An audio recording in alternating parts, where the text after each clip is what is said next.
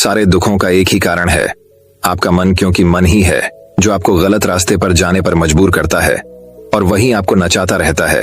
लेकिन इस मन को आप 2 तरीकों से नियंत्रित करने का प्रयास कर सकते हैं। वह तरीका प्राचीन तरीका है। आज के इस वीडियो में हम उन्हीं तरीकों को कहानी के माध्यम से जानेंगे। तो बिना देर किए चलिए उन कहानियों की शुरुआत करते हैं। पहली कहानी, एक साधु। एक जंगल में एक साधु बहुत सालों से तपस्या कर रहा था। वह एक पेड़ के नीचे बैठकर अपनी तपस्या में मग्न था। उस जगह पर पानी की बाढ़ आ जाती है। सारे लोग इधर से उधर भाग रहे थे और यह साधु अपनी तपस्या में मग्न थे। इन्हें पता नहीं था कि पानी की बाढ़ आ चुकी है। जब एक आदमी वहां से भाग रहा था तो उसने इस साधु को देखा और इन्हें सावधान किया कि पानी की बाढ़ आ चुकी है। सारे लोग यहां से भाग रहे हैं, आप भी यहां से चलो। तो उस साधु ने कहा कि तुम जाओ, मुझे भगवान बचा लेगा। कुछ देर के बाद पानी साधु के गले तक आ गया। तभी वहां से कुछ लोग नाव में बैठकर भाग रहे थे। उन्होंने जब साधु को देखा तो उनसे कहा कि आप हमारे साथ नाव में बैठ जाओ, वरना आप डूब जाएंगे। लेकिन साधु ने फिर से वही कहा कि तुम जाओ, मुझे भगवान बचा लेगा। और वह लोग भी वहां से नाव लेकर चले गए। थोड़ी देर के बाद जब पानी बढ़ने लगा तो वह साधु एक पेड़ पर चढ़ गए। तभी वहां से एक हेलीकॉप्टर गुजर रहा था जो लोगों को बचा रहा था। जब उन्होंने इस साधु को देखा तो साधु की तरफ रस्सी फेंकी और उन्हें ऊपर आने को कहा। लेकिन साधु ने फिर से वही कहा कि तुम जाओ, मुझे भगवान बचा लेगा। और वह हेलीकॉप्टर वाले भी वहां से चले गए। धीरे धीरे पानी बढ़ने लगा और वह साधु पानी में डूबकर ही मर गया। जब वो मरने के बाद भगवान के पास पहुंचा तो उसने भगवान से कहा कि मैंने आपकी इतनी तपस्या की, इतना आपको रात दिन याद किया, आपने मुझे बचाया क्यों नहीं? तो भगवान ने कहा, अरे बेवकूफ, तुझे बचाने के लिए 3 बार मैंने ही तो उन तीनों इंसानों को भेजा था। एक बार पैदल, दूसरी बार नाव लेकर और तीसरे बार हेलीकॉप्टर लेकर। इस कहानी से हमें यह सीख मिलती है कि भगवान हमेशा किसी न किसी को जरिया बनाकर भेजते हैं हमारी मदद करने के लिए। लेकिन हम अपने घमंड में उन्हें पहचान नहीं पाते हैं और ऐसे मौके हाथ से गवा देते हैं। तो दोस्तों चलिए अब हमारे दूसरे कहानी की शुरुआत करते हैं। दूसरी कहानी, ये गांव में एक व्यापारी रहता था। उसकी एक खूबसूरत बेटी थी। एक बार उसे व्यापारी पर बहुत ज्यादा कर्ज हो गया था और जिस आदमी से उसे व्यापारी ने कर्ज लिया था वो उसी गांव का था और बहुत ही घटिया आदमी था। तो व्यापारी उस आदमी का कर्ज चुका नहीं पा रहा था। तो उस आदमी ने सारे गांव वालों को जमा किया और व्यापारी के घर पर जाकर व्यापारी से कहा कि अगर तुम मेरा कर्जा दे नहीं पा रहे हो तो अपनी बेटी की शादी मुझसे कर दो। यह सुनने के बाद भी वह व्यापारी चुप रहे क्योंकि वो मजबूर था और ये सारी बातें घर में बैठी उस व्यापारी की बेटी सुन रही थी। थोड़ी देर के बाद उस आदमी ने गांव वालों और व्यापारी से कहा कि ठीक है, मैं एक थैली में सफेद और एक काला पत्थर डालूंगा और इसकी बेटी को थैली में से कोई एक पत्थर निकालना पड़ेगा। अगर सफेद पत्थर निकला तो मैं कर्ज भी माफ कर दूंगा और इसकी बेटी से शादी भी नहीं करूंगा। लेकिन अगर काला पत्थर निकला तो कर्जा तो मैं माफ कर दूंगा, मगर इसको अपनी बेटी से मेरी शादी करवानी पड़ेगी। व्यापारी की लड़की इस बात के लिए राजी हो गई और सारे गांव वाली भी। उस आदमी ने थैली के अंदर सबके सामने 2 पत्थर डाले, लेकिन बड़े ही चालाकी से। उस आदमी ने दोनों ही पत्थर उस थैली में काले डाले थे और यह व्यापारी की बेटी को दिख गया था कि थैली के अंदर दोनों ही पत्थर काले थे। अब वह लड़की सोच में पड़ गई थी कि मैं जो भी पत्थर निकालूंगी वह काले ही पत्थर होंगे और अगर काला पत्थर निकला तो कर्जा माफ हो जाएगा, लेकिन मुझे उससे शादी करनी पड़ेगी।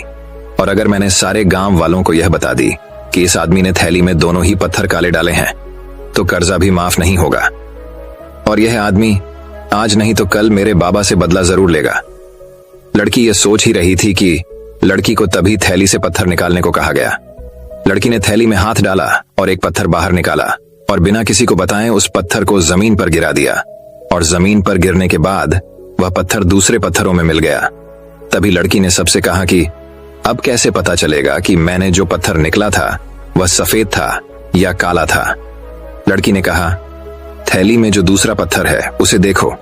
अगर थैली में सफेद पत्थर है तो मैंने काला पत्थर निकला था और अगर थैली में काला पत्थर है तो मैंने सफेद पत्थर निकला था और थैली में तो सिर्फ काले ही पत्थर थे। और सभी गांव वालों ने यह समझ लिया कि लड़की ने जो पत्थर निकला था वह सफेद था, इसलिए व्यापारी का कर्ज भी माफ हो गया और उसकी बेटी को उस आदमी से शादी भी नहीं करनी पड़ी। जिंदगी में इंसान कई बार मजबूर हो जाता है और उसके सामने जो हालत होती है उसे उसी के हिसाब से चलना पड़ता है। इस कहानी से हमें यह सीख मिलती है, जब भी आप मजबूर हो जाओ और मजबूरी में आपका कोई फायदा उठाना चाहता हो, दो इनोसेंट मत बनो, बल्कि अपने दिमाग का इस्तेमाल करो। जितने इनोसेंट बनने की कोशिश करोगे, लोग उतना ज्यादा आपको चीट करेंगे। अब इसका मतलब ये नहीं कि आप लोगों को गालियां देना ही शुरू कर दो, बल्कि इसका मतलब ये है कि आप समंदर की तरह बनो। मतलब ये है कि आप समंदर की तरह खामोश रहो, लेकिन उसकी गहराई की तरह अपने दिमाग में नॉलेज रखो। तो दोस्तों, चलिए अब हमारे तीसरी कहानी की शुरुआत करते हैं। तीसरी कहानी, जिंदगी की परेशानियां। एक वक्त की बात है, एक गांव में एक 10-12 साल का लड़का अपने माता पिता के साथ रहता था। कई सालों के बाद वह लड़का अपने दादाजी के गांव जाता है। वहां जाकर वह हर समय अपने दादाजी के साथ खेलता है। खेलते खेलते एक दिन उसने अपने दादाजी से कहा कि दादाजी, जब मैं बड़ा हो जाऊंगा तो मैं बहुत ज्यादा सक्सेसफुल बनकर दिखाऊंगा। क्या आप मुझे कामयाब बनने के लिए कुछ तरीके बता सकते हैं? हेलो। उसके दादाजी मुस्कुराते हुए उसकी तरफ देखते हैं और उसे कहते हैं हाँ, और वह उसे एक पौधों की दुकान पर ले जाते हैं। यहाँ पर छोटे छोटे पौधे मिलते थे। वहां से उसके दादाजी 2 छोटे पौधे खरीदने हैं और वापस घर आ जाते हैं। घर आने के बाद वह उनमें से एक पौधे को बड़े से गमले में लगा देते हैं और उस गमले को घर के अंदर रख देते हैं और दूसरे पौधे को वह घर के बाहर लगा देते हैं।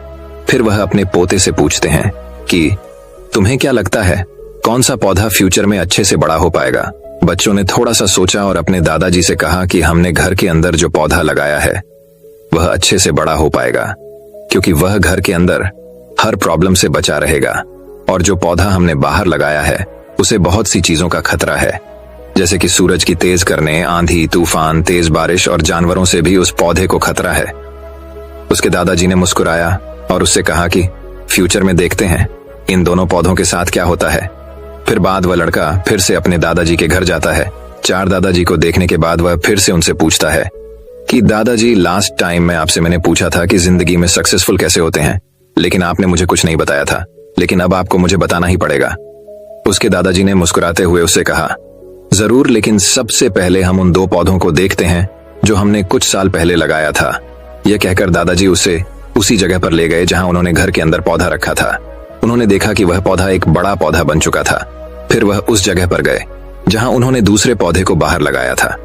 उन्होंने देखा कि वह छोटा सा पौधा अभी बहुत बड़ा और विशाल पेड़ बन चुका था, और उसकी जो टीनियां थी वह बहुत ही मजबूत और लंबी थी, और उसका साया पूरे मैदान पर पड़ रहा था। अब उस लड़के के दादाजी ने उसकी तरफ देखा और उससे कहा कि अब बताओ कौन सा पौधा ज्यादा बड़ा और मजबूत चुका है, कौन सा पौधा ज्यादा सक्सेसफुल हुआ है? लड़के ने कहा वह पौधा जो हमने घर से बाहर लगाया था। लेकिन दादाजी, ये कैसे पॉसिबल है? इस पौधे ने कई डेंजर सिचुएशन सही होगी, इस पर कई प्रॉब्लम्स आई होंगी, लेकिन फिर भी यह पौधा इतना बड़ा पेड़ कैसे बन गया? उसके दादाजी ने उसकी तरफ देखा और कहा तुमने ठीक कहा, जो ख्वाजा हमने बाहर लगाया था उसने कई प्रॉब्लम सही होगी, और उन्हीं प्रॉब्लम से लड़ते हुए वह इतना बड़ा और विशाल हो पाया है, और अब वह जितना चाहे उतना अपनी टहनियों को बड़ा कर सकता है, और जो तूफान और तेज बारिश जैसी प्रॉब्लम्स हैं वह उसकी टहनियों को और भी मजबूत बनाती है, और इसी वजह से आज वह एक बहुत विशाल पेड़ बन चुका है, और अब यह सारी प्रॉब्लम्स उसके सामने छोटी है। फिर उसके दादाजी ने उसकी तरफ देखा और उससे कहा कि बेटा, एक चीज हमेशा याद रखना, जब तक तुम अपनी लाइफ में स्ट्रगल नहीं करोगे, जब तक तुम डिफिकल्टीज से नहीं गुजारोगे, तब तक तुम अपनी लाइफ में सक्सेस को हासिल नहीं कर सकते हो। अगर तुम अपनी लाइफ में हमेशा कंफर्टेबल चॉइस ही रखोगे तो तुम अपनी लाइफ में उतना तरक्की नहीं कर पाओगे जितना तुम कर सकते हो, और अगर तुम हर प्रॉब्लम के लिए तैयार रहोगे, हमेशा स्ट्रगल के लिए रेडी रहोगे, तो फिर किसी भी मंजिल को पाना तुम्हारे लिए नामुमकिन नहीं होगा, और फिर बड़ी बड़ी प्रॉब्लम्स तुम्हें छोटी लगने लगेंगी।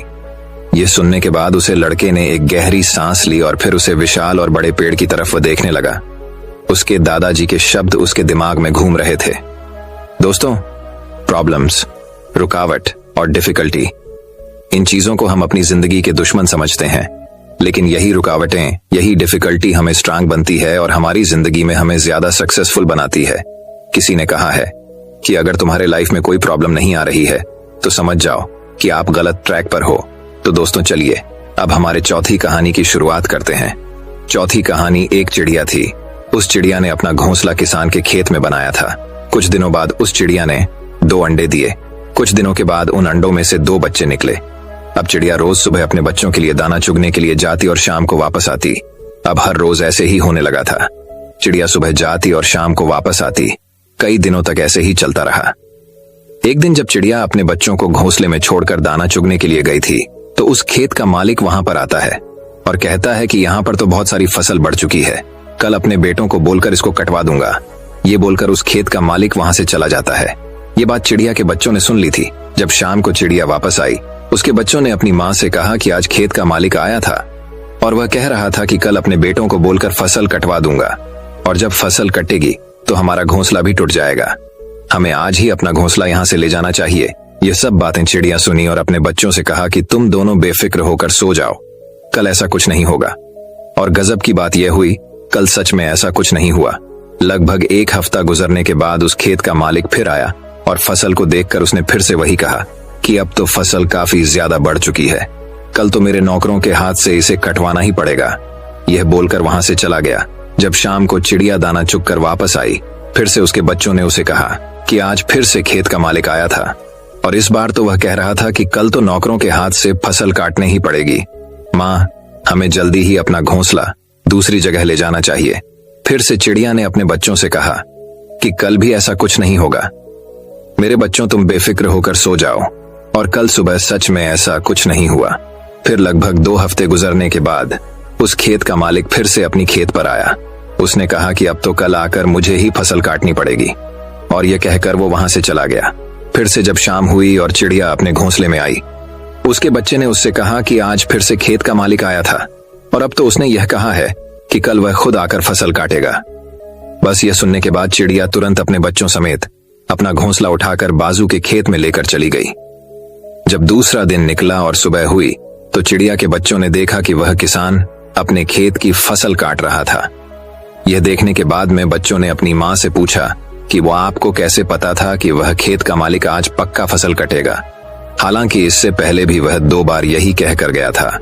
चिड़िया ने अपने बच्चों की तरफ देखा और कहा, बच्चों, मेरी बात को ध्यान से सुनना।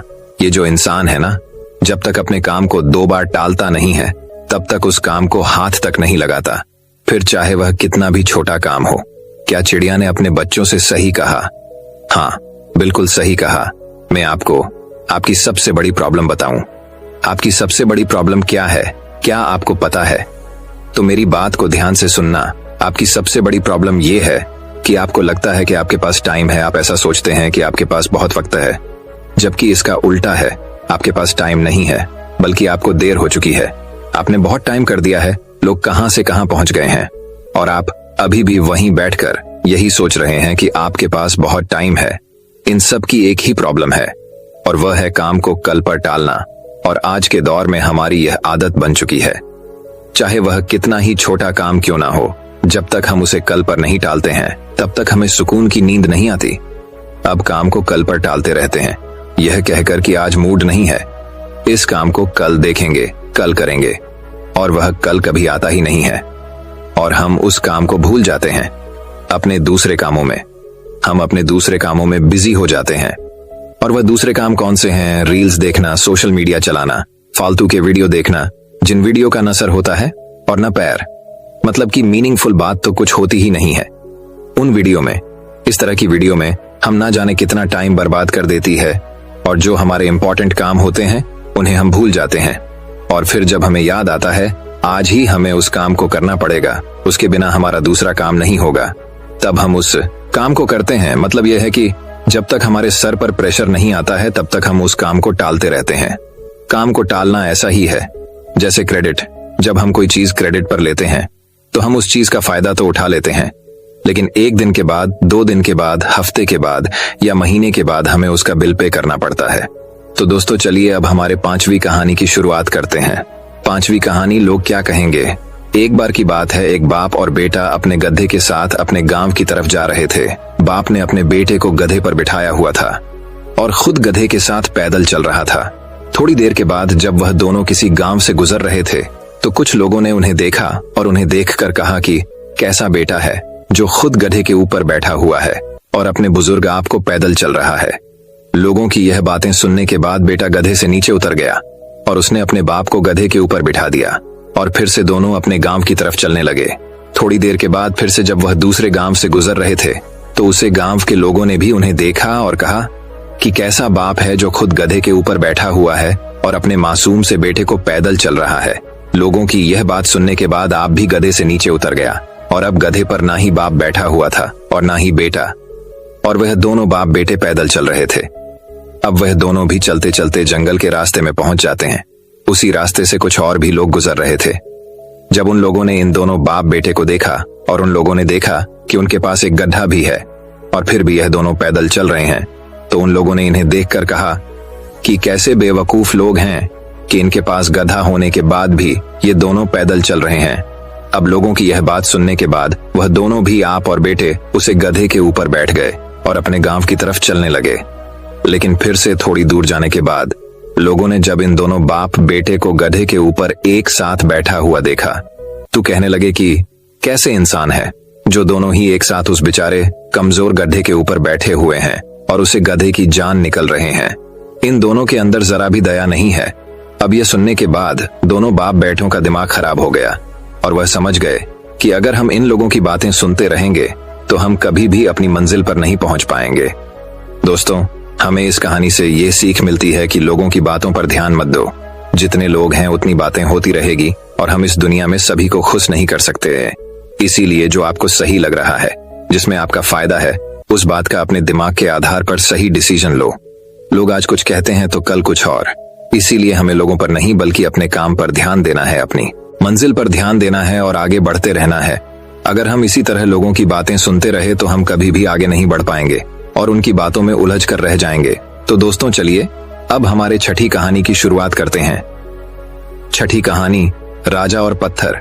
एक बार एक राजा ने अपने राज्य के एक रास्ते में बड़ा सा पत्थर रखवा दिया और खुद जाकर एक बड़े से पेड़ के पीछे खड़ा हो गया और छुपकर उस रास्ते पर नजर रखने लगा, यह देखने के लिए कि कौन उस बड़े से पत्थर को रास्ते से हटता है। थोड़ी देर के बाद उस रास्ते पर कुछ लोग आते हैं और उन लोगों को जब रास्ते पर एक बड़ा सा पत्थर दिखता है तो वह लोग रास्ता बदल देते हैं और दूसरी रास्ते से चले जाते हैं। फिर थोड़ी देर के बाद उसे रास्ते पर राजा की राजमहल की जो काम करने वाले थे वह आते हैं और वह भी जब इस बड़े से पत्थर को देखते हैं तो बिना उस पत्थर को रास्ते से हटाए वो सब वहां से पलटकर चले जाते हैं और उल्टा राजा को ही बुरा भला कहना शुरू कर दिया और बोले कि राजा अपने राज्य का काम ठीक से नहीं कर रहा है, इतने बड़े बड़े पत्थर रास्ते पर पड़े हुए हैं, राजा को इसको हटाना चाहिए। लेकिन राजा का इसके तरफ ध्यान ही कहाँ है। यह कहकर वह वहां से चले जाते हैं। फिर थोड़ी देर बाद उसे रास्ते पर एक सब्जी वाला आता है जिसके कंधे पर सब्जियां थीं, और जब वह बड़े से पत्थर को देखा है तो वह अपने कंधे से सब्जियों का टोकरी रखकर उसे पत्थर को हटाने की कोशिश करता है और बहुत मेहनत के बाद वह सब्जी वाला उस बड़े से पत्थर को रास्ते से हटा देता है। जैसे ही उस पत्थर को रास्ते से हटता है, उस पत्थर के नीचे बहुत सारे सोने के सिक्के और एक चिट्ठी रखी हुई थी जिसमें लिखा था कि इनाम राजा की तरफ से पत्थर हटाने वाले के लिए है। और यह सब होते हुए पेड़ के पीछे से राजा खुद देख रहा था। राजा उस आदमी के पास जाता है और उस आदमी को राजा अपने महल का सबसे खास आदमी बना लेता है। इस कहानी से हमें यह सीख मिलती है कि हमारे रास्ते में आने वाली परेशानियां, रुकावटें और मुश्किलें हमें बेहतर करने और आगे बढ़ने का मौका देती हैं। इसीलिए जिंदगी में जब भी ऐसा मौका मिले तो उस मौके को अपने हाथ से गंवा मत। बहुत से लोग ऐसे वक्त में मुश्किल काम को देखते ही अपना कदम पीछे हटा लेते हैं, लेकिन जब सब पीछे हट जाएं तो आप सामने आ जाओ, क्योंकि जीत उन्हीं को मिलती है जो परेशानियां और रुकावटें में अपॉर्चुनिटी ढूंढते हैं, और जब मौका मिलता है तो वही माँ का आपका फ्यूचर को बेहतर बनाती है। तो दोस्तों, चलिए अब हमारे 7वीं कहानी की शुरुआत करते हैं। 7वीं कहानी, एक आलसी। एक समय की बात है। एक गांव में एक आदमी रहता था। वह आदमी बहुत ही ज्यादा आलसी था। वह कोई काम नहीं करता था। वह एकदम निठल्ला और नाकारा था। पास वो हमेशा ऐसे मौके के खोज में रहता कि कहीं से उसको खाना मिल जाए। तो एक दिन जब वो आदमी खाने के लिए भटक रहा था, तभी उसे एक फ्रूट का बगीचा दिखता है। वह उस बगीचे से फ्रूटस चुराने के बारे में सोचता है। तभी वो बगीचे के अंदर चला जाता है और एक पेड़ पर चढ़ जाता है। लेकिन तभी अचानक वहां पर उस बगीचे का मालिक आ जाता है और वह इस आदमी को पेड़ पर चढ़ता हुआ देख लेता है। वह उस आदमी को चिल्लाते हुए नीचे आने को कहता है, लेकिन यह आलसी आदमी बगीचे के मालिक को देखकर डर जाता है और नीचे आने से मना कर देता है। तभी उस बगीचे का मालिक अंदर जाकर बड़ा सा डंडा लेकर आता है। यह देखकर वह आलसी आदमी तुरंत पेड़ से नीचे उतरता है और मालिक के उस तक पहुंचने से पहले ही वह जंगल की तरफ दौड़ने लगता है और जंगल में जाकर छुप जाता है। कुछ समय बीतने के बाद वह आलसी आदमी वहां से निकलता है और जंगल के रास्ते से जब वह गांव की तरफ जा रहा था तभी उसे एक लोमड़ी दिखती है जिसके सिर्फ 2 ही पैर थे और उसके 2 पैर टूटे हुए थे और वह जंगल में रेंगती हुई चल रही थी। यह देखने के बाद वह आलसी आदमी सोचता है कि यह लोमड़ी अब तक इस घने जंगल में जिंदा कैसे है। यह लोमड़ी भाग नहीं सकती, चल नहीं सकती, तो कैसे ही अपने लिए खाने का इंतजाम करती होगी और कैसी है लोमड़ी अपने आप को इस घने जंगल में दूसरे जानवरों से बचाती होगी। वह आलसी आदमी अभी यह सोच ही रहा था कि तभी अचानक से वहां पर शेर आ जाता है जिसके मुंह में मांस का एक टुकड़ा था और वह शेर उस अपाहिज लोमड़ी की तरफ बढ़ रहा था। शेर को देखकर दूसरे सारे जानवर वहां से भाग जाते हैं और अब वहां पर सिर्फ वह अपाहिज लोमड़ी रह जाती है और वह आलसी आदमी भी अपनी जान बचाने के लिए एक पेड़ पर चढ़ जाता है और फिर जो होता है उसे देखकर वह आलसी आदमी हैरान हो जाता है। वह शेर उसे गोश्त के टुकड़े को उस लोमड़ी के सामने छोड़ देता है और वहां से चला जाता है। अब वह लोमड़ी उस गोश्त के टुकड़े को खाने लग जाती है। आलसी आदमी यह देखकर हैरान हो जाता है और ऊपर वाले का प्लान देखकर वह मन ही मन खुश भी हो जाता है और तभी वह सोचता है कि ईश्वर के पास सबके लिए कोई ना कोई प्लान होता ही है और अगर ईश्वर के पास इस लोमड़ी के लिए प्लान है तो जरूर मेरे लिए भी उसके पास कोई ना कोई प्लान जरूर होगा। और तभी वह आलसी आदमी रोड के साइड में एक बड़ा सा पेड़ देखकर उसके नीचे बैठ जाता है, यह सोचकर कि मेरे लिए भी कोई ना कोई खाना लेकर जरूर आएगा। वह आदमी 2 दिन तक उस जगह पर बैठकर इंतजार करता है लेकिन कोई भी उसके लिए खाना लेकर नहीं आता। आखिरकार जब उसे भूख बर्दाश्त नहीं होती है तो खुद ही खाने की तलाश में निकल पड़ता है। वह रास्ते से जा ही रहा था कि तभी उसे रास्ते में एक बुजुर्ग आदमी मिलते हैं। वह आलसी आदमी उन बुजुर्ग से कहता है कि मुझे भूख लगी है, आपके पास कुछ खाने के लिए है तो मुझे दे दो। तभी वह बुजुर्ग आदमी उसको कुछ खाने और पीने को दे देते हैं। खाना खाने के बाद वह आलसी आदमी उन बुजुर्ग से कहता है कि मैं 2 दिन पहले जो देखा आप उस पर विश्वास नहीं करेंगे। मैं जंगल में एक अपाहिज लोमड़ी को देखा जिसे खुद शेर गोश्त लाकर दे रहा था खाने के लिए। मैंने सोचा कि ईश्वर के पास मेरे लिए भी कोई ना कोई प्लान जरूर होगा, लेकिन ईश्वर ने उस लोमड़ी पर अपनी दया दिखाई और मुझ पर नहीं। मेरे लिए कोई भी खाना लेकर नहीं आया और आखिरकार मुझे ही खुद खाने की तलाश में निकलना पड़ा।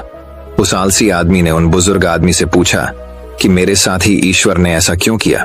तभी उन बुजुर्ग आदमी ने मुस्कुराते हुए कहा, यह सच है कि ईश्वर के पास सभी के लिए कोई ना कोई प्लान तो जरूर होता है और तुम्हारे लिए भी है, लेकिन तुमने उसे गलत तरीके से समझ लिया। वह तुम्हें लोमड़ी नहीं बल्कि वह तुम्हें उस शेर की तरह बनाना चाहता था। दोस्तों, इस कहानी से हमें यह सीख मिलती है कि अगर हम हमारी लाइफ को ध्यान से देखें तो हमें यह पता चलेगा कि जिंदगी सबक से भरी पड़ी है और हर एक मोमेंट का एक डीप मीनिंग होता है। उस आलसी आदमी ने लोमड़ी को मदद लेते हुए देखा और सोचा कि लोमड़ी सिर्फ बैठी हुई है और वह सिर्फ इंतजार कर रही है कि कब उसके साथ अच्छी चीज होगी। लेकिन वह आदमी यह भूल गया था कि वह लोमड़ी मजबूर थी, लेकिन हम उस लोमड़ी की तरह मजबूर और लाचार नहीं है। ऊपर वाले ने हमें एबिलिटी दी है अपना काम करने की, बिल्कुल उस शेर की तरह। हमारे पास भी खुद की स्ट्रेंथ और कैपेबिलिटी है हमारी सिचुएशन को बदलने की, लेकिन उसके लिए आपको एफर्ट्स लेने पड़ेंगे, एक्टिव बनना पड़ेगा, तभी आप उस शेर की तरह बन पाएंगे। तो दोस्तों चलिए अब हमारे 8वीं कहानी की शुरुआत करते हैं। 8वीं कहानी, एक जाल।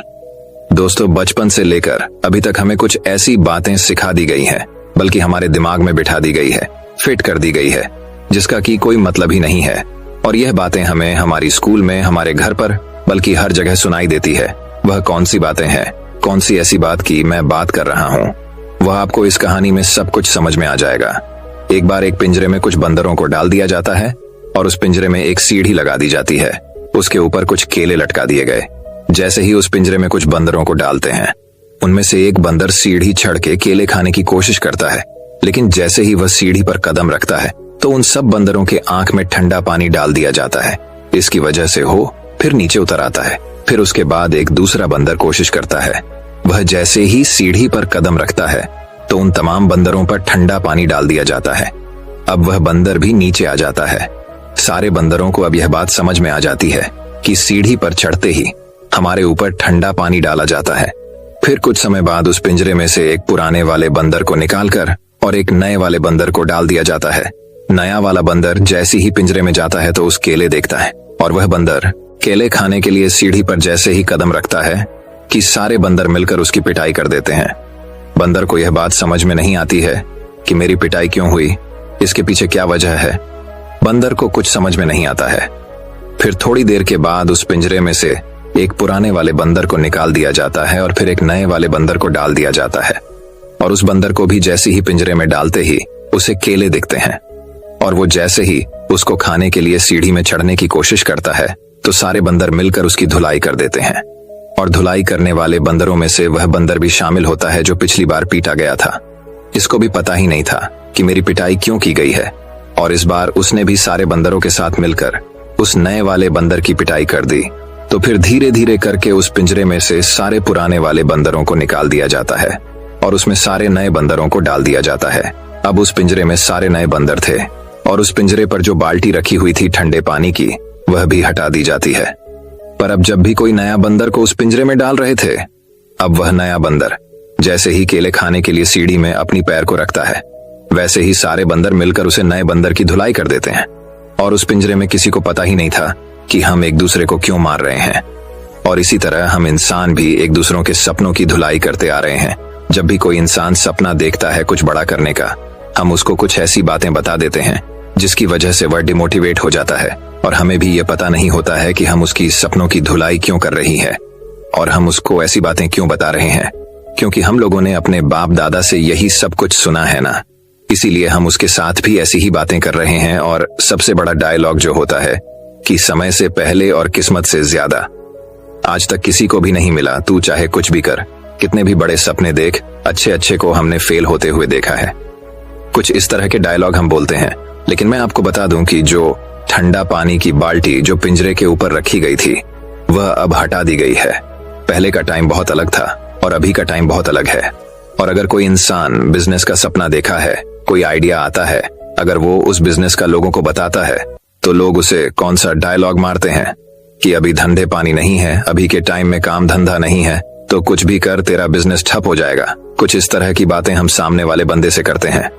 लेकिन जिसमें हिम्मत होती है ना, वह सारे बंदरों से निपट कर उस सीढ़ियों के ऊपर चढ़कर आखिरकार वो केले खा ही लेता है। और इसी तरह जितने भी है डिस्ट्रैक्शन है ना, और लोगों की बातें हैं, जो लोग आपसे इस तरह की बातें करते हैं, उन सबको साइड में करो यार, और अपने काम पर फोकस करो और अपने सपनों की सीढ़ी पर चढ़ते रहो। एक दिन आपको कामयाबी जरूर मिलेगी। पहले का टाइम गया, पहले के टाइम को भूल जाओ, अभी अब के टाइम में जियो यार। ये मत सोचना कि ये दुनिया क्या कहेगी, अगर कर गए तो ये दुनिया तुम्हें देखेगी।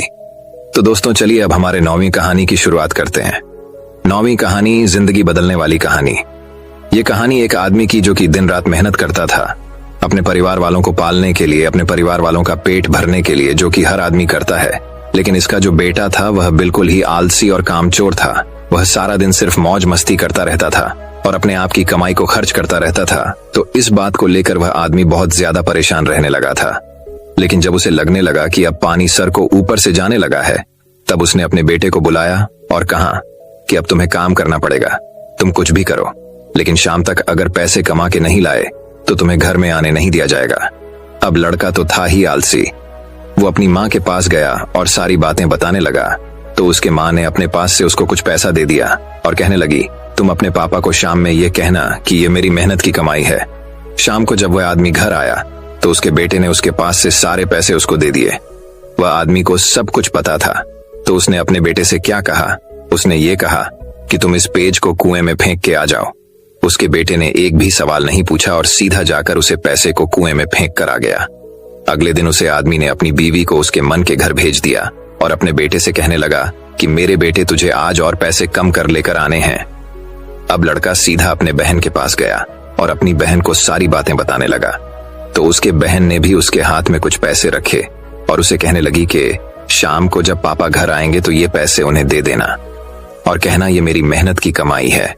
शाम को जब आदमी घर आया, उसके बेटे ने फिर से अपने पास से जितने पैसे थे अपने आप को दे दिया। उस आदमी ने फिर से वही बात कही कि इस पेज को जाकर कुएं में फेंक कर आओ, और इस बार भी उसके बेटे ने एक भी सवाल नहीं किया और सीधा जाकर कुएं में उन पैसों को फेंक कर आ गया। अगले दिन उसे आदमी ने अपनी बेटी को भी अपने रिश्तेदारों के यहाँ भेज दिया और फिर से अपने बेटे से कहने लगा कि बेटा तुम्हें आज और पैसे कमा के लाने हैं। अब उसे लड़के के पास कोई भी रास्ता नहीं था। अब उसे लड़के को कोई भी पैसा देने वाला नहीं था। तो वह लड़का मरता क्या ना करता, रात को तो घर जाना ही है, इसलिए वह सारा दिन काम ढूंढने लगा। बड़ी देर के बाद उसे एक जगह काम मिल गया एक ट्रक से भारी सामान उठाकर उस भारी सामान को दुकान में रखने का काम। सारा दिन बहुत मेहनत के बाद उसे अपनी मेहनत की कमाई मिली। वह बहुत खुश हो गया और खुशी खुशी अपने घर गया। लेकिन फिर से उस आदमी ने अपने बेटे से कहा कि पैसों को कुएं में फेंक दें। उसका बेटा गुस्सा हो गया और कहने लगा कि पापा, ये मेरे पूरे दिन के मेहनत की कमाई है, मैं इसे कैसे कुएं में फेंक दूं? वह आदमी मुस्कुराकर कहने लगा कि मैं तुम्हारी एक दिन की कमाई को मैं कुएं में देने की बात कही और तुम गुस्सा हो गए। तो सोचो, जब तुम मेरी मेहनत की कमाई को गवाते थे तो मुझे कैसा लगता होगा। दोस्तों, बाप से अच्छी कोई दौलत नहीं है पूरी इस दुनिया में। उस इंसान ने आपके सपने को पूरा करने के लिए अपने सपने को खत्म कर दिया। जब भी जिंदगी में फिजूल खर्च करोगे तो उसे इंसान के बारे में जरूर सोचना, क्योंकि वह इन पैसों के लिए दिन रात मेहनत करता है, सिर्फ आपके सपने पूरे करने के लिए। और बाप के कमाने या ना कमाने से कोई फर्क नहीं पड़ता। बाप का होना ही आपके लिए सबसे बड़ी ताकत होती है। मैं आपसे एक बात कहना चाहता हूं कि जिंदगी में कोई ऐसा काम ना करना कि उनका सर आपकी वजह से शर्म से झुक जाए। ऐसा काम करो उन्हें आप पर गर्व हो कि आप उनकी औलाद हो। एक छोटा सा शेर कह के इस कहानी को खत्म करता हूं। एक रोज तुम्हें एहसास जरूर होगा कि मसरूफ तुम थे और उम्र दराज वो होगा। एक रोज तुम्हें एहसास जरूर होगा कि मसरूफ तुम थे और उम्र दराज वह होगा जिसकी उंगली का सहारा पकड़कर चला करते थे। आज वही छड़ी का तलबगार होगा और जिसके सदके में जी रहे हो आज, वह ना रहा तो क्या होगा। पर अभी भी वक्त बचा है कुछ खास तुम्हारे पास। कब तक? जब अब तक के बाप का साया तुम्हारे साथ होगा। और जन्नत के तलबगार हो तो सीने से लगा लेना, क्योंकि वही कल जन्नत का दरवाजा होगा। तो दोस्तों, चलिए अब हमारे 10वीं कहानी की शुरुआत करते हैं। 10वीं कहानी दोस्तों बात बहुत समय पहले की है। विशाल नगर राज्य में एक राजा राज करता था। उसकी केवल एक आंख और एक पैर था। इन कमजोरियों की बाद भी वह एक कुशल, दयालु और बुद्धिमान शासक था। उसके शासन में प्रजा बहुत खुशहाल जीवन व्यतीत कर रही थी। एक दिन की बात है, राजा अपने महल के गलियारे से टहल रहा था। सहसा उसकी दृष्टि गलियारे की दीवार पर लगे चित्रों पर पड़ी। वे चित्र उसके पूर्वज के थे। उन चित्रों को देख राजा के मन में विचार आया कि भविष्य में जब उसके उत्तराधिकारी महल के उस गलियारे से टहलेंगे तो उन चित्रों को देख अपने पूर्वजों का स्मरण करेंगे। राजा का चित्र अब तक उस दीवार पर नहीं लगा था। अपनी शारीरिक अक्षमताओं के कारण वह नहीं जानता था कि उसका चित्र कैसा दिखेगा, लेकिन उस दिन उसने सोचा कि उसे भी अपना चित्र उस दीवार पर लगवाना चाहिए। अगले दिन उसने अपने राज्य के श्रेष्ठ चित्रकारों को दरबार में आमंत्रित किया। दरबार में उसने घोषणा की कि वह महल में लगवाने के लिए अपना सुंदर चित्र बनवाना चाहता है। जो उसका सुंदर चित्र बना सकता है वह चित्रकार आगे आए। चित्र जैसा बनेगा वैसा ही उस चित्रकार को इनाम दिया जाएगा। दरबार में उपस्थित चित्रकार अपनी कला में निपुण थे, लेकिन राजा की घोषणा सुनने के बाद वे सोचने लगे कि राजा तो काना और लंगड़ा है, ऐसे में उसका सुंदर चित्र कैसे बन पाएगा। चित्र सुंदर नहीं दिखा तो हो सकता है राजा क्रोधित होकर उन्हें सजा दे दे। यह विचार किसी को आगे आने का साहस न दे सका। सब कोई न कोई बहाना बनाकर वहां से चले गए। वहां मात्र एक युवा चित्रकार खड़ा रहा। राजा ने उससे पूछा, क्या तुम मेरा चित्र बनाने को तैयार हो? युवा चित्रकार ने हामी भर दी। राजा ने उसे अपना चित्र बनाने की आज्ञा दे दी। अगले ही दिन से वह चित्रकार राजा का चित्र बनाने में जुट गया। कुछ दिनों बाद चित्र बनकर तैयार था। जब चित्र के अनावरण का दिन आया तो दरबार में दरबारी सहित वे सभी चित्रकार भी उपस्थित हुए जिन्होंने राजा का चित्र बनाने से इनकार कर दिया था। सभी उत्सुकता से चित्र के अनावरण की प्रतीक्षा कर रहे थे। जब चित्र का अनावरण हुआ तो राजा सहित सबके मुंह खुले के खुले रह गए। चित्र बहुत ही सुंदर बना था। उस चित्र में राजा दोनों तरफ पैर कर घोड़े पर बैठा हुआ था, जिसे एक ओर से चित्रित किया था और उसमें राजा का एक ही पैर नजर आ रहा था। साथ ही राजा धनुष चढ़ाकर एक आंख बंद कर निशाना साध रहा था, जिससे उसके काने होने की कमजोरी छुप गई थी। यह चित्र देख राजा बहुत प्रसन्न हुआ। चित्रकार ने अपनी बुद्धिमत्ता से उसकी अक्षमताओं को छुपाकर एक बहुत सुंदर चित्र बनाया था। राजा ने उसे पुरस्कृत करने के साथ उसे अपने दरबार का मुख्य चित्रकार बना दिया। दोस्तों, ये कहानी हमें ये शिक्षा प्रदान करती है कि जीवन में आगे बढ़ना है तो हमें सदा सकारात्मक सोच रखना चाहिए। विषम परिस्थितियों में भी सकारात्मक दिशा में सोचने से किसी भी समस्या का समाधान आसानी से हो जाता है। तो दोस्तों, चलिए अब हमारे 11वीं कहानी की शुरुआत करते हैं। 11वीं कहानी वही अब एक और कहानी कुछ इस प्रकार शुरू होती है। प्राचीन समय की बात है। रमण नगर राज्य में एक राजा राज करता था। उसका राज्य खुशहाल था। धन धान्य की कोई कमी नहीं थी। राजा और प्रजा खुशी खुशी अपना जीवन यापन कर रहे थे। एक वर्ष उस राज्य में भयंकर अकाल पड़ा। पानी की कमी से फसलें सूख गईं। ऐसी स्थिति में किसान राजा को लगान नहीं दे पाए। लगान प्राप्त न होने के कारण राजस्व में कमी आ गई और राजकोष खाली होने लगा। ये देख राजा चिंता में पड़ गया। हर समय वह सोचता रहता कि राज्य का खर्च कैसे चलेगा। अकाल का समय निकल गया, स्थिति सामान्य हो गई, किंतु राजा के मन में चिंता घर कर गई। हर समय उसके दिमाग में यही रहता कि राज्य में पुनः अकाल पड़ गया तो क्या होगा। इसके अतिरिक्त भी अन्य चिंताएं उसे घेरने लगी। पड़ोसी राज्य का भय, मंत्रियों का षड्यंत्र जैसी कई चिंताओं ने उसकी भूख प्यास और रातों की नींद छीन ली। वह अपनी इस हालत से परेशान था, किंतु जब भी वह राजमहल के माली को देखता तो आश्चर्य में पड़ जाता। दिन भर मेहनत करने के बाद वह रूखी सूखी रोटी भी छक्कर खाता और पेड़ के नीचे मजे से सोता। कई बार राजा को उससे जलन होने लगती। एक दिन उसके राज दरबार में एक सिद्ध साधु पधारे। राजा ने अपनी समस्या साधु को बताई और उसे दूर करने सुझाव मांगा। साधु राजा की समस्या अच्छी तरह समझ गए थे। वे बोले, राजन, तुम्हारी चिंता की जड़ राजपाट है। अपना राजपाट पुत्र को देकर चिंता मुक्त हो जाओ। इस पर राजा बोला, गुरुवर, मेरा पुत्र मात्र 5 वर्ष का है। वह अबोध बालक राजपाट कैसे संभालेगा? तो फिर ऐसा करो कि अपनी चिंता का भार तुम मुझे सौंप दो। साधु बोले। राजा तैयार हो गया और उसने अपना राजपाट साधु को सौंप दिया। इसके बाद साधु ने पूछा, अब तुम क्या करोगे? राजा बोला, सोचता हूं कि अब कोई व्यवसाय कर लूं, लेकिन उसके लिए धन की व्यवस्था कैसे करोगे? अब तो राजपाट मेरा है, राजकोष के धन पर भी मेरा अधिकार है, तो मैं कोई नौकरी कर लूंगा। राजा ने उत्तर दिया, ये ठीक है, लेकिन यदि तुम्हें नौकरी ही करनी है तो कहीं और जाने की आवश्यकता नहीं, यही नौकरी कर लो। मैं तो साधु हूं, मैं अपनी कुटिया में ही रहूंगा, राजमहल में ही रहकर। मेरी ओर से तुम ये राजपाट संभालना। राजा ने साधु की बात मान ली और साधु की नौकरी करते हुए राजपाट संभालने लगा। साधु अपनी कुटिया में चले गए। कुछ दिन बाद साधु पुनः राजमहल आए और राजा से भेंट कर पूछा, कहो राजन, अब तुम्हें भूख लगती है या नहीं और तुम्हारी नींद का क्या हाल है? गुरुवर, अब तो मैं खूब खाता हूं और गहरी नींद सोता हूं। पहले भी मैं राजपाट का कार्य करता था, अब भी करता हूं, फिर यह परिवर्तन कैसे, ये मेरी समझ के बाहर है। राजा ने अपनी स्थिति बताते हुए प्रश्न भी पूछ लिया।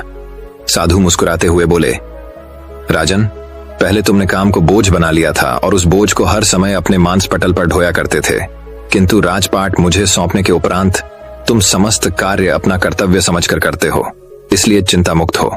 दोस्तों, ये कहानी हमें यह शिक्षा प्रदान करती है कि जीवन में जो भी कार्य करें अपना कर्तव्य समझकर करें, न कि बोझ समझकर। यही चिंता से दूर रहने का एकमात्र आसान तरीका है। जिंदगी में बुरी परिस्थितियां तो आती ही है, जिंदगी का यह खेल होता है जो आपको समय के साथ बेहतर बनाता है, इसलिए परिस्थितियों से डरना नहीं चाहिए। अगर डर लगे तो यह प्राचीन रहस्य अपनाने से आपको डर से और चिंता से पूर्णता मुक्ति मिल जाएगी। अभी वह रहस्य कौन सा है, वह हम कहानियों के माध्यम से जानेंगे, तो बिना देर किए चलिए उन कहानियों की शुरुआत करते हैं। पहली कहानी। दोस्तों, बात बहुत समय पहले की बात है। एक निर्धन व्यक्ति राजा के महल में माली का काम करता था। उसने राजमहल के बाग में कई प्रकार के फलों के पेड़ लगाए थे। जो फल पक जाते वो तोड़कर राजा के सामने प्रस्तुत कर देता।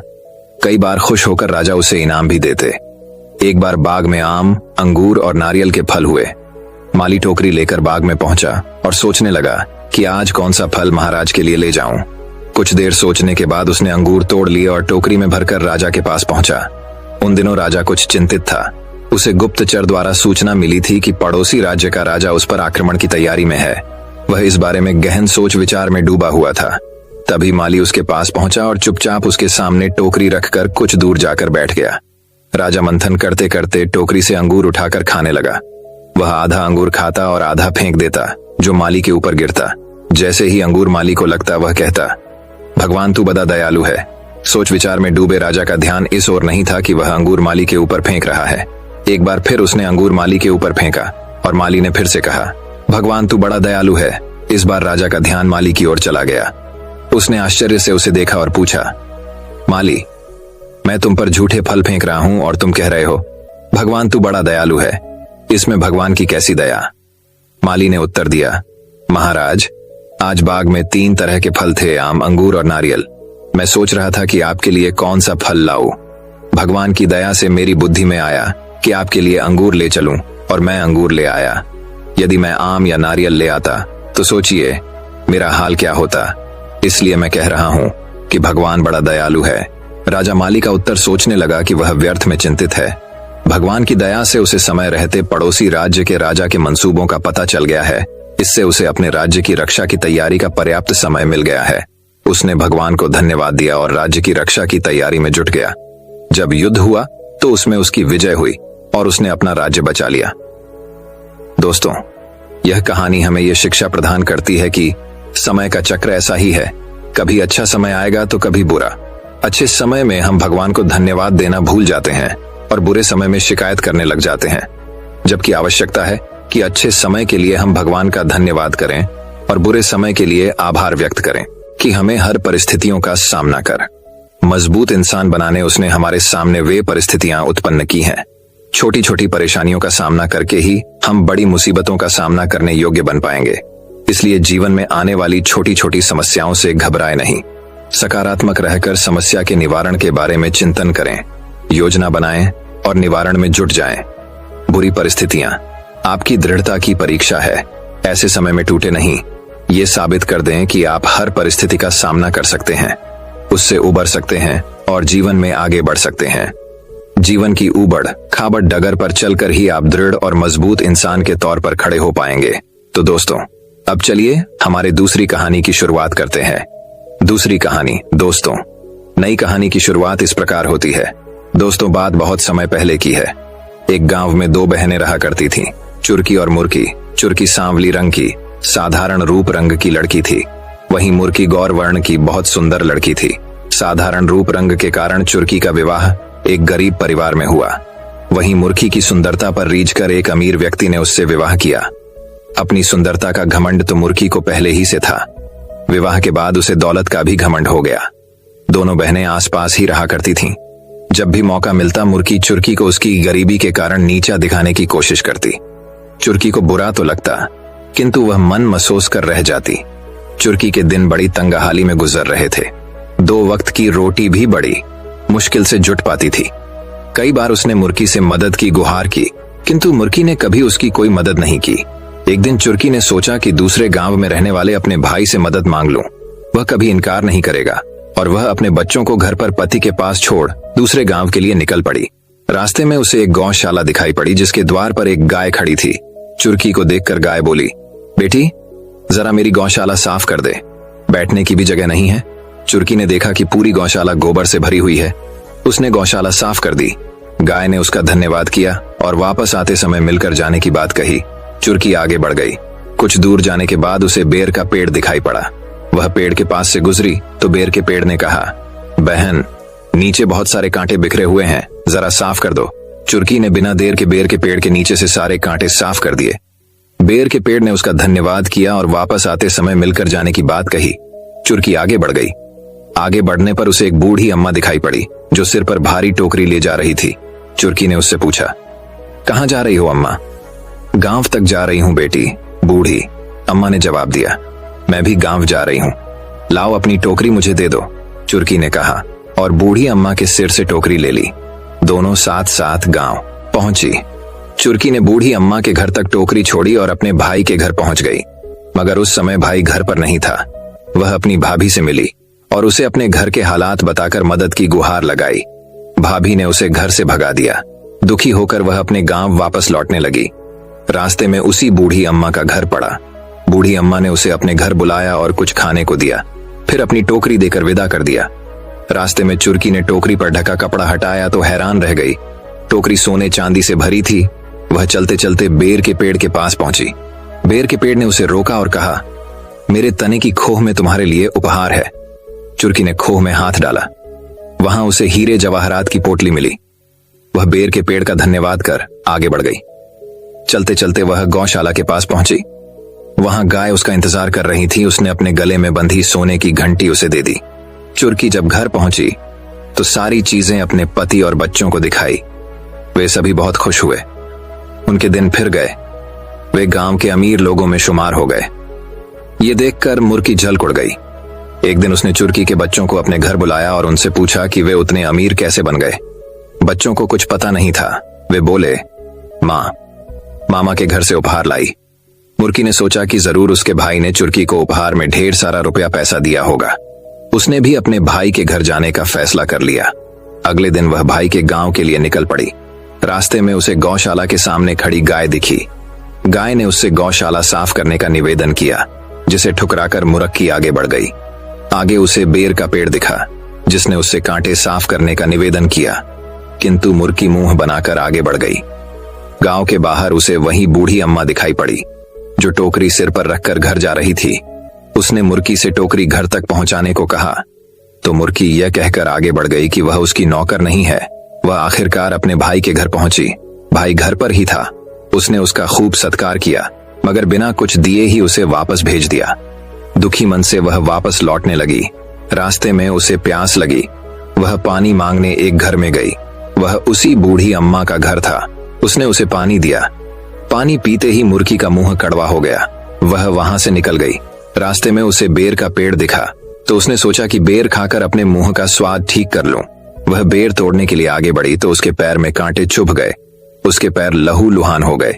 किसी प्रकार चलते हुए वह गाय के गौशाला तक पहुंची। वह दर्द के मारे कराह रही थी। वह वहीं टीले पर बैठने को हुई तो गाय ने उसे सींग मारकर गिरा दिया। उसकी कमर टूट गई।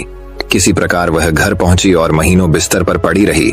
उसे अपने बुरे व्यवहार, घमंड और लालच का फल मिल गया था। दोस्तों, यह कहानी हमें ये शिक्षा प्रदान करती है कि कभी घमंड नहीं करना चाहिए और हमेशा दूसरों की सहायता करनी चाहिए।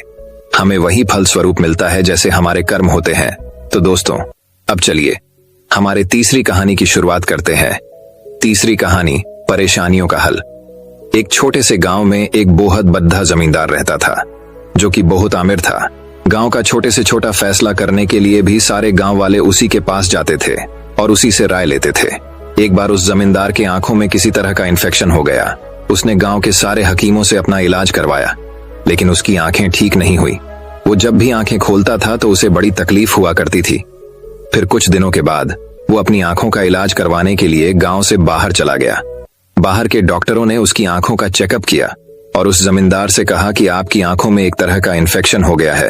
आपकी आंखों के सामने हरे कलर के अलावा अगर कोई दूसरा कलर आया तो आपकी आंखें जलने लगेंगी, उसमें तकलीफ होने लगेंगी।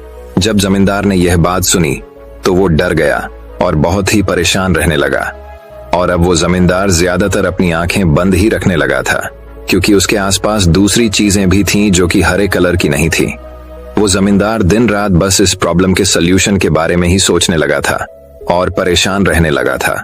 कई दिन सोचने के बाद उसके दिमाग में एक आइडिया आया।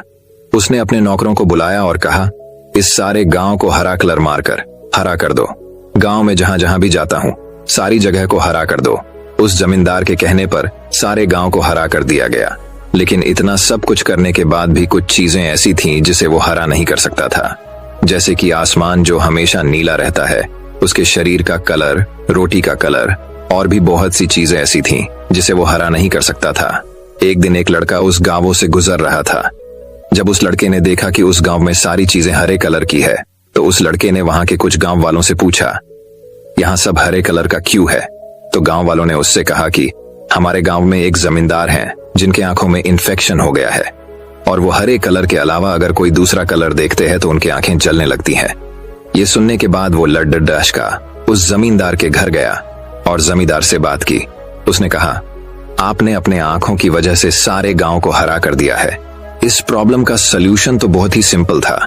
आप एक हरे कलर का चश्मा लगा लीजिए, जिससे आपको सारी दुनिया हरी दिखेगी। दोस्तों, हमें इस कहानी से ये सीखने को मिलता है, कई बार हमारे प्रॉब्लम का सलूशन बहुत ही छोटा सा और बहुत ही छोटा होता है, लेकिन हम उस प्रॉब्लम के बारे में सोच सोच कर उस प्रॉब्लम को इतना बढ़ा कर देते हैं, फिर जहां से कोई सलूशन नजर नहीं आता है।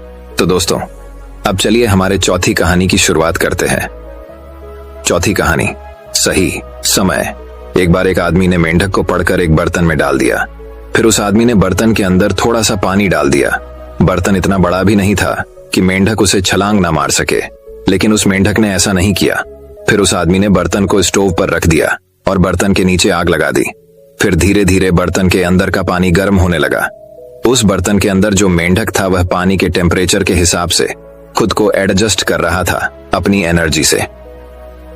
पानी का टेम्परेचर धीरे धीरे बढ़ने लगा, मतलब कि धीरे धीरे और भी ज्यादा गर्म होने लगा, और मेंढक अभी भी अपनी एनर्जी का इस्तेमाल करते हुए टेम्परेचर के हिसाब से अपने बॉडी को एडजस्ट कर रहा था।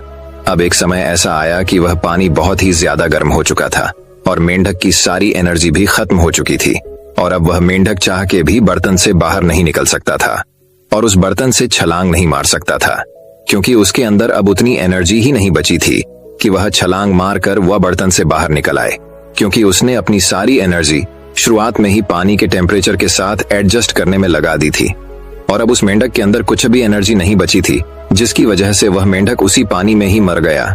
इस कहानी से हमें यह सीख मिलती है कि अगर वह मेंढक चाहता तो शुरुआत में ही छलांग मारकर उस बर्तन से बाहर आ सकता था, क्योंकि बर्तन ज्यादा बाद भी नहीं था, लेकिन उसने ऐसा नहीं किया।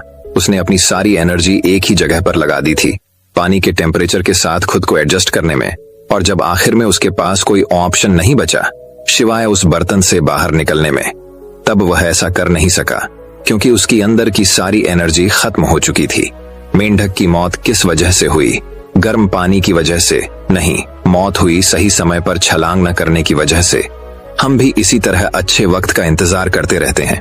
अच्छे वक्त का इंतजार मत करो, बस छलांग लगा दो।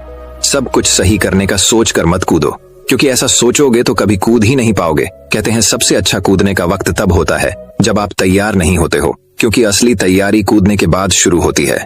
और अपनी एनर्जी एक ही चीज पर वेस्ट मत करो, हमेशा अपनी एनर्जी को बचा कर रखो, सही चीजों को वक्त देने के लिए, इससे आपकी इंप्रूवमेंट हो। आज के समय में बहुत से लोग अपनी एनर्जी फिजूल चीजों पर लगा रहे हैं, और जब वह बाद में कुछ मीनिंगफुल करने के लिए बैठते हैं तो उनके अंदर इतनी एनर्जी और वक्त नहीं रहता है जिससे वह उस काम को कर सके, और वह एक जगह पूरी तरह से फोकस नहीं कर पाते हैं। तो दोस्तों, अब चलिए हमारे 5वीं कहानी की शुरुआत करते हैं। 5वीं कहानी, एक बार की बात है, एक शिकारी था जो पक्षियों का शिकार करता था। एक दिन और शिकारी मार्केट जाता है और अपने लिए मार्केट से एक डॉग खरीदता है। उसे दिन गुजारने के बाद वह शिकारी नदी के पास बतख का शिकार करने जाता है और वह अपने साथ उसे डॉग को भी ले जाता है। वह जब घात लगाकर बतख के शिकार के लिए बैठा होता है, तभी वह देखता है कि उसका जो डॉग था वह पानी के ऊपर चल रहा था। अब ये देखकर वह शिकारी बहुत ही हैरान हो जाता है। वह सोच में पड़ जाता है कि यह डॉग पानी के ऊपर कैसे चल पा रहा है। ये देखकर वह शिकारी हैरान हुआ और साथ ही साथ बहुत खुश भी हो जाता है। उसने सोचा, जब मैं इस डॉग को अपने दोस्त को दिखाऊंगा तब वह भी हैरान हो जाएगा और मैं उसका चेहरे का रिएक्शन देखूंगा। तो एक दिन उस शिकारी ने अपने दोस्त को भी नदी के पास बत्तख का शिकार करने के लिए बुलाया। उस शिकारी ने अपने डॉग से बहुत सारी बत्तखों का शिकार किया, क्योंकि वह डॉग पानी के ऊपर चल सकता था। जब उस शिकारी के दोस्त ने इस डॉग को पानी के ऊपर चलते हुए देखा, तब उसने कुछ भी नहीं कहा और ना ही उसे कोई हैरानी हुई। वह बिल्कुल ही चुप रहा। शिकारी अपने दोस्त का रिएक्शन देखना चाहता था, लेकिन ऐसा कुछ भी नहीं हुआ। शिकारी बतख का शिकार करने के बाद शिकारी और उसका दोस्त जब घर गए तो शिकारी ने अपने दोस्त से पूछा, क्या तुमने मेरे डॉग में कुछ अलग चीज देखी? शिकारी के दोस्त ने कहा कि हाँ, मैंने तुम्हारे डॉग में एक अलग चीज तो देखी है। शिकारी ने उससे पूछा कि कौन सी चीज देखी? उसके दोस्त ने उसकी तरफ देखकर जवाब दिया और कहा कि मैंने देखा कि तुम्हारे डॉग को तैरना नहीं आता है और वह कभी तैरना सीख भी नहीं सकता है। ये तुम्हारे डॉग में बहुत बड़ी कमी है। इस कहानी से मैं बहुत बड़ी सीख मिलती है, और वह यह है कि आप इस दुनिया में कुछ भी कर लो, कितना भी बेहतर कर लो, कितना भी अलग कर लो, लेकिन लोग कोई ना कोई कमी तो निकाल ही लेते हैं। इतिहास में बहुत से ऐसे महान लोग गुजरे हैं जिन्होंने बहुत अलग और बहुत बेहतर काम किया है, लेकिन आज भी कुछ लोग उन्हें गालियां देते हैं और उनमें कमियां निकालते हैं। तो लोगों की बातों पर ज्यादा ध्यान मत दो, क्योंकि आप उनको कितना भी बेहतर खाना पकाकर खिला दो, वह अलग से नमक जरूर मांगेंगे और खाने के बाद भी उस खाने में 100 तरह की खामियों और कमी निकलेंगे। जरूर, अगर आपको जिंदगी में आगे बढ़ना है तो यह मत देखो कि लोग क्या कहते हैं। अगर आप सबकी सुनने लगोगे तो फिर आप अपनी कब सुनोगे? तो अगर आप इस कहानी को और भी लोगों तक पहुंचाना चाहते हैं तो इस स्टोरी को दूसरे लोगों तक शेयर करिए। अगर आपको इससे कुछ सीखने को मिला हो तो हमें कमेंट में जरूर बताइए। तो दोस्तों, अब चलिए हमारे छठी कहानी की शुरुआत करते हैं। छठी कहानी, एक वक्त की बात है। एक बार एक स्कूल में नए सर आए हुए थे। वह सर किसी भी चीज को बहुत ही इंटरेस्टिंग तरीके से पढ़ाते और समझते थे। तो एक बार वह सर क्लास के अंदर आते हैं। वह क्लास स्टूडेंट से पूरी भरी हुई थी। सर के हाथ में एक बड़ा सा जार था। उस जार को देखकर स्टूडेंट्स को कुछ समझ नहीं आया। सर ने उस जार को एक टेबल पर रख दिया और अपने बैग से कुछ बड़े पत्थरों को निकाला और उन पत्थरों को उस बड़े से जार के अंदर डालना शुरू कर दिया। उन्होंने उस जार के ऊपर तक उन पत्थरों को डाल दिया था। अब उस जार के अंदर एक भी पत्थर नहीं जा सकता था। फिर सर ने सारी स्टूडेंट की तरफ देखकर उनसे पूछा कि क्या यह जार पूरा भर चुका है? सारे बच्चों ने सर की तरफ देखकर कहा, हाँ, यह जार पूरा भर चुका है। बच्चों का यह जवाब सुनने के बाद सर ने अपने बैग से कुछ छोटे छोटे कंकरियों को निकाला और उस जार के अंदर उन छोटे कंकरियों को डालने लगे। वो एक हाथ से जार में कंकरियों को डाल रहे थे और एक हाथ से जार को हिला रहे थे ताकि कंकरियां उस जार के अंदर अपनी जगह बना लें। अब उस जार के अंदर बड़े पत्थरों के बीच में जो गैप था, छोटे कंकरियों ने गैप के अंदर जगह बना ली थी। सर ने उन छोटे कंकारियों को भी जार के ऊपर तक भर दिया और फिर से सारी स्टूडेंट की तरफ देखकर कहा, क्या अब यह जार पूरी तरह से भर चुका है?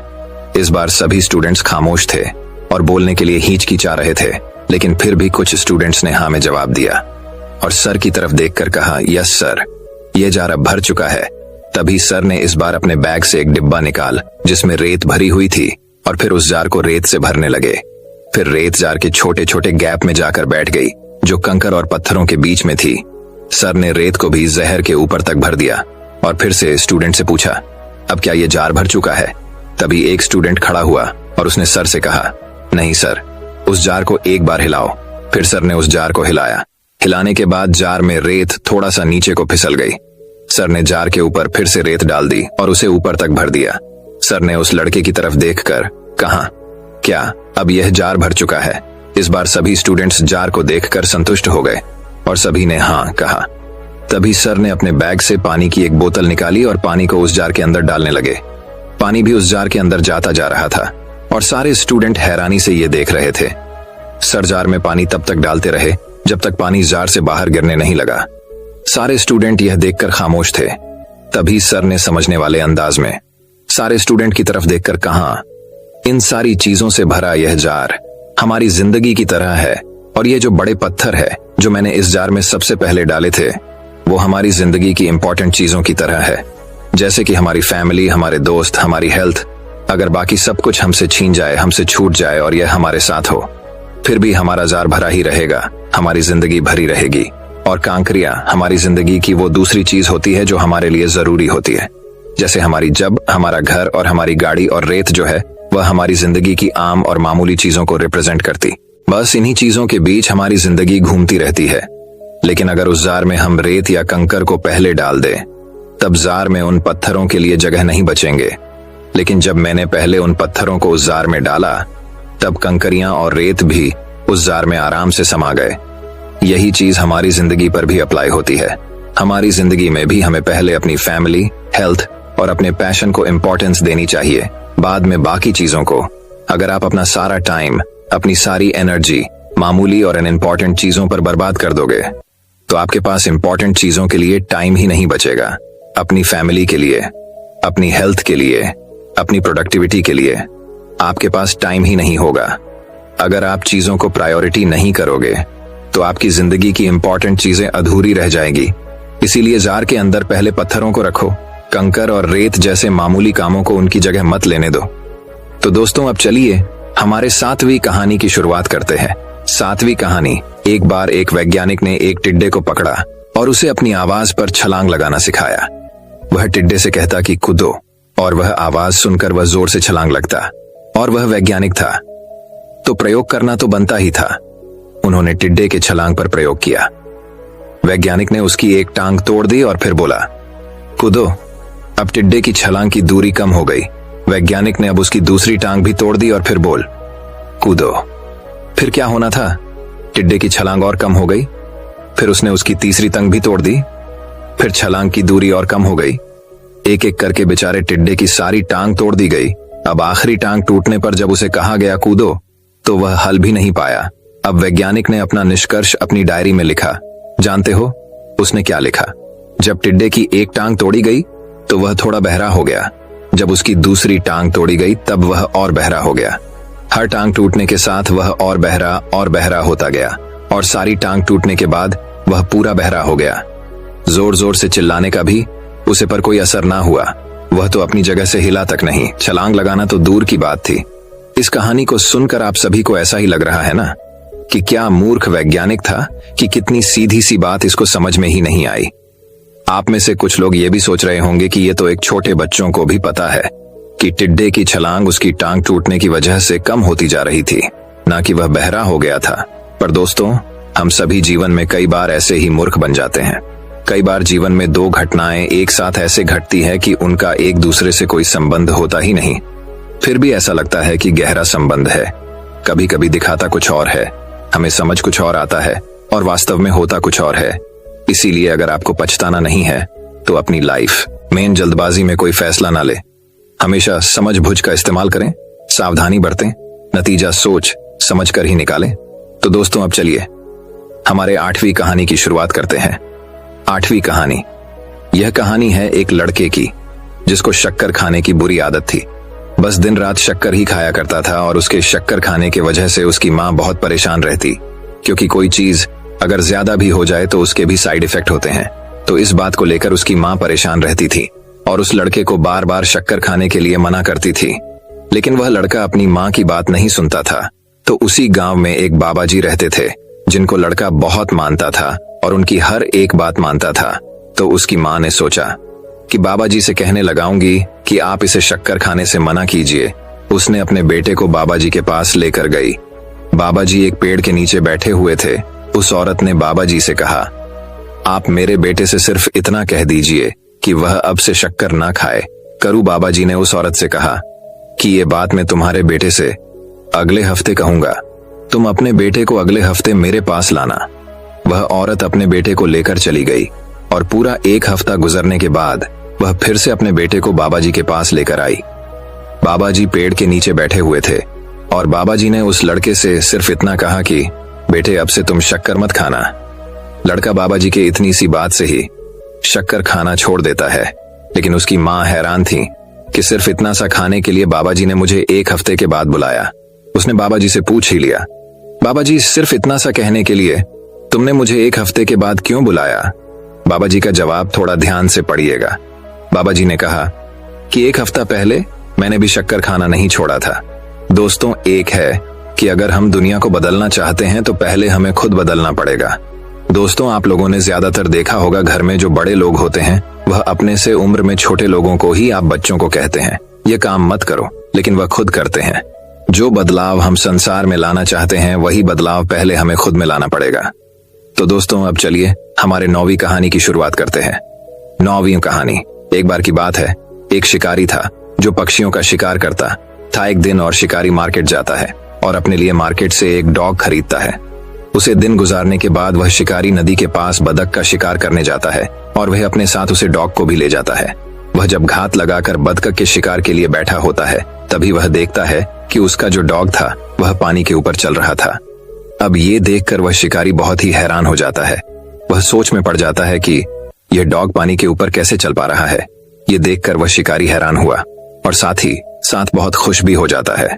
उसने सोचा, जब मैं इस डॉग को अपने दोस्त को दिखाऊंगा तब वह भी हैरान हो जाएगा और मैं उसका चेहरे का रिएक्शन देखूंगा। तो एक दिन उस शिकारी ने अपने दोस्त को भी नदी के पास बत्तख का शिकार करने के लिए बुलाया। उस शिकारी ने अपने डॉग से बहुत सारी बत्तखों का शिकार किया क्योंकि वह डॉग पानी के ऊपर चल सकता था। जब उस शिकारी के दोस्त ने इस डॉग को पानी के ऊपर चलते हुए देखा तब उसने कुछ भी नहीं कहा और ना ही उसे कोई हैरानी हुई। वह बिल्कुल ही चुप रहा। शिकारी अपने दोस्त का रिएक्शन देखना चाहता था लेकिन ऐसा कुछ भी नहीं हुआ। शिकारी बतख का शिकार करने के बाद शिकारी और उसका दोस्त जब घर गए तो शिकारी ने अपने दोस्त से पूछा, क्या तुमने मेरे डॉग में कुछ अलग चीज देखी? शिकारी के दोस्त ने कहा कि हाँ, मैंने तुम्हारे डॉग में एक अलग चीज तो देखी है। शिकारी ने उससे पूछा कि कौन सी चीज देखी? उसके दोस्त ने उसकी तरफ देखकर जवाब दिया और कहा कि मैंने देखा कि तुम्हारे डॉग को तैरना नहीं आता है और वह कभी तैरना सीख भी नहीं सकता है। ये तुम्हारे डॉग में बहुत बड़ी कमी है। इस कहानी से मैं बहुत बड़ी सीख मिलती है और वह ये है कि आप इस दुनिया में कुछ भी कर लो, कितना भी बेहतर कर लो, कितना भी अलग कर लो, लेकिन लोग कोई ना कोई कमी तो निकाल ही लेते हैं। इतिहास में बहुत से ऐसे महान लोग गुजरे हैं जिन्होंने बहुत अलग और बहुत बेहतर काम किया है, लेकिन आज भी कुछ लोग उन्हें गालियां देते हैं और उनमें कमियां निकालते हैं। तो लोगों की बातों पर ज्यादा ध्यान मत दो, क्योंकि आप उनको कितना भी बेहतर खाना पकाकर खिला दो, वह अलग से नमक जरूर मांगेंगे और खाने के बाद भी उस खाने में 100 तरह की खामियों और कमी निकलेंगे। जरूर, अगर आपको जिंदगी में आगे बढ़ना है तो यह मत देखो कि लोग क्या कहते हैं। अगर आप सबकी सुनने लगोगे तो फिर आप अपनी कब सुनोगे। तो दोस्तों, अब चलिए हमारे 10वीं कहानी की शुरुआत करते हैं। 10वीं कहानी। एक वक्त की बात है, एक बार एक स्कूल में नए सर आए हुए थे। वह सर किसी भी चीज को बहुत ही इंटरेस्टिंग तरीके से पढ़ाते और समझते थे। तो एक बार वह सर क्लास के अंदर आते हैं। वह क्लास स्टूडेंट से पूरी भरी हुई थी। सर के हाथ में एक बड़ा सा जार था। उस जार को देखकर स्टूडेंट्स को कुछ समझ नहीं आया। सर ने उस जार को एक टेबल पर रख दिया और अपने बैग से कुछ बड़े पत्थरों को निकाला और उन पत्थरों को उस बड़े से जार के अंदर डालना शुरू कर दिया। उन्होंने उस जार के ऊपर तक उन पत्थरों को डाल दिया था। अब उस जार के अंदर एक भी पत्थर नहीं जा सकता था। फिर सर ने सारी स्टूडेंट की तरफ देखकर उनसे पूछा कि क्या यह जार पूरा भर चुका है? सारे बच्चों ने सर की तरफ देखकर कहा, हाँ, यह जार पूरा भर चुका है। बच्चों का यह जवाब सुनने के बाद सर ने अपने बैग से कुछ छोटे छोटे कंकरियां को निकाला और उस जार के अंदर उन छोटे कंकरियां को डालने लगे। वो एक हाथ से जार में कंकरियां को डाल रहे थे और एक हाथ से जार को हिला रहे थे ताकि कंकरियां उस जार के अंदर अपनी जगह बना लें। अब उस जार के अंदर बड़े पत्थरों के बीच में जो गैप था, छोटे कंकरियां ने गैप के अंदर जगह बना ली थी। सर ने उन छोटे कंकरियां को भी जार के ऊपर तक भर दिया और फिर से सारी स्टूडेंट की तरफ देखकर कहा, क्या अब यह जार पूरी तरह से भर चुका है? इस बार सभी स्टूडेंट्स खामोश थे और बोलने के लिए हिचकिचा रहे थे, लेकिन फिर भी कुछ स्टूडेंट्स ने हाँ में जवाब दिया और सर की तरफ देखकर कहा, यस सर, ये जार अब भर चुका है। तभी सर ने इस बार अपने बैग से एक डिब्बा निकाल जिसमें रेत भरी हुई थी और फिर उस जार को रेत से भरने लगे। फिर रेत जार के छोटे छोटे गैप में जाकर बैठ गई जो कंकर और पत्थरों के बीच में थी। सर ने रेत को भी जहर के ऊपर तक भर दिया और फिर से स्टूडेंट से पूछा, अब क्या ये जार भर चुका है? तभी एक स्टूडेंट खड़ा हुआ और उसने सर से कहा, नहीं सर, उस जार को एक बार हिलाओ। फिर सर ने उस जार को हिलाया। हिलाने के बाद जार में रेत थोड़ा सा नीचे को फिसल गई। सर ने जार के ऊपर फिर से रेत डाल दी और उसे ऊपर तक भर दिया। सर ने उस लड़के की तरफ देखकर कहा, क्या अब यह जार भर चुका है? इस बार सभी स्टूडेंट इस जार को देखकर संतुष्ट हो गए और सभी ने कहा। तभी सर ने अपने बैग से पानी की एक बोतल निकाली और पानी को उस जार के अंदर डालने लगे। पानी भी उस जार के अंदर जाता जा रहा था और सारे स्टूडेंट हैरानी से ये देख रहे थे। सर जार में पानी तब तक डालते रहे जब तक पानी जार से बाहर गिरने नहीं लगा। सारे स्टूडेंट ये देखकर खामोश थे। तभी सर ने समझने वाले अंदाज में सारे स्टूडेंट की तरफ देखकर कहा, इन सारी चीजों से भरा ये जार हमारी जिंदगी की तरह है और ये जो बड़े पत्थर है जो मैंने इस जार में सबसे पहले डाले थे वो हमारी जिंदगी की इंपॉर्टेंट चीजों की तरह है, जैसे कि हमारी फैमिली, हमारे दोस्त, हमारी हेल्थ। अगर बाकी सब कुछ हमसे छीन जाए, हमसे छूट जाए और ये हमारे साथ हो, फिर भी हमारा जार भरा ही रहेगा, हमारी जिंदगी भरी रहेगी। और कांकरियां हमारी जिंदगी की वो दूसरी चीज होती है जो हमारे लिए जरूरी होती है। जैसे हमारी जब, हमारा घर और हमारी गाड़ी, और रेत जो है वह हमारी जिंदगी की आम और मामूली चीजों को रिप्रेजेंट करती है। बस इन्हीं चीजों के बीच हमारी जिंदगी घूमती रहती है। लेकिन अगर उस जार में हम रेत या कंकर को पहले डाल दें, तब जार में उन पत्थरों के लिए जगह नहीं बचेंगे। लेकिन जब मैंने पहले उन पत्थरों को उस जार में डाला, तब कंकरियां और रेत भी उस जार में आराम से समा गए। दोस्तों, मैं उम्मीद करता हूं कि यह कहानी सुनने से आपके जीवन में अच्छे बदलाव आए होंगे। आपको इस वीडियो से क्या सीखने मिला, ये कमेंट करके जरूर बताएं और अपने परिवार, दोस्तों या आपके करीबी इंसान के साथ ये कहानी शेयर करके उन्हें भी इस ज्ञान से परिचित करवाएं। बाकी अगर आपको ये वीडियो दिल से अच्छी लगी हो तभी इस वीडियो को लाइक कर देना, और आपने अब तक इस चैनल को सब्सक्राइब ना किया हो तो चैनल को सब्सक्राइब भी जरूर कर देना। आपका हर दिन शुभ हो और खुशियों से आपका जीवन भरा रहे।